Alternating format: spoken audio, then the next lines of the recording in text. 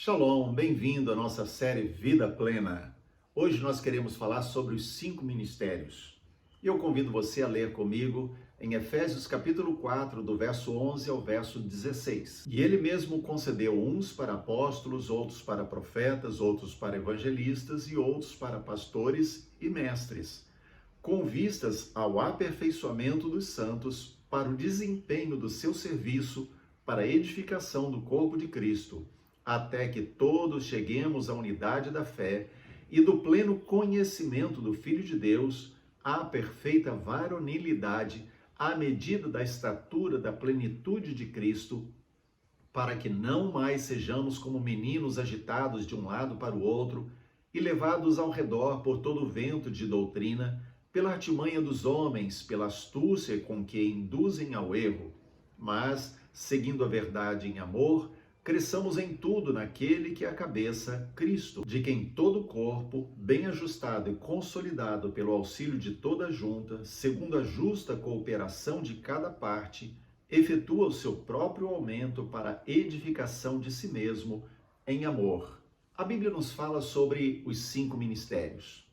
São ministérios que o Senhor deu à igreja com a finalidade de auxiliá-la no processo de crescimento, de amadurecimento espiritual, para que a igreja, o corpo de Cristo, chegue à estatura de Cristo.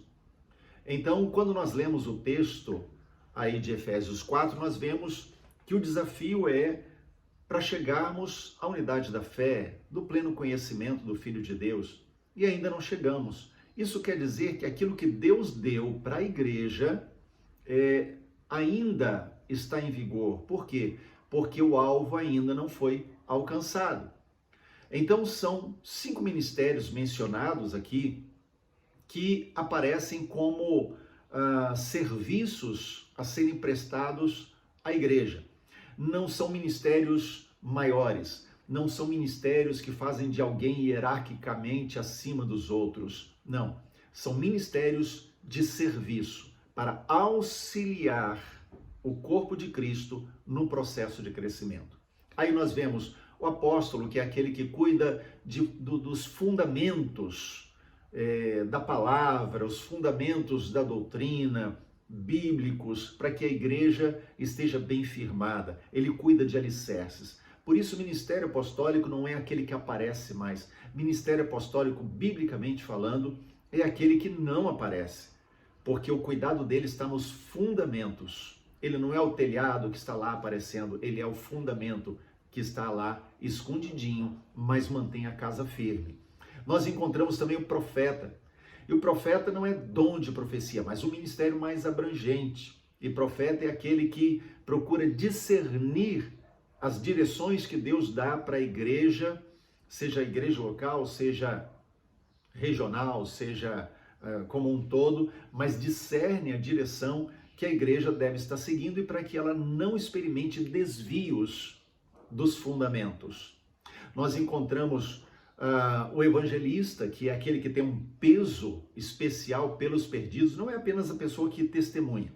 Testemunhar de Jesus é para todo mundo, mas o evangelista é aquele que é capaz de atrair pessoas e não apenas isso, mas mobilizar pessoas por causa do peso da evangelização que está no seu coração, a fim de ganhar o maior número possível de pessoas no menor tempo possível.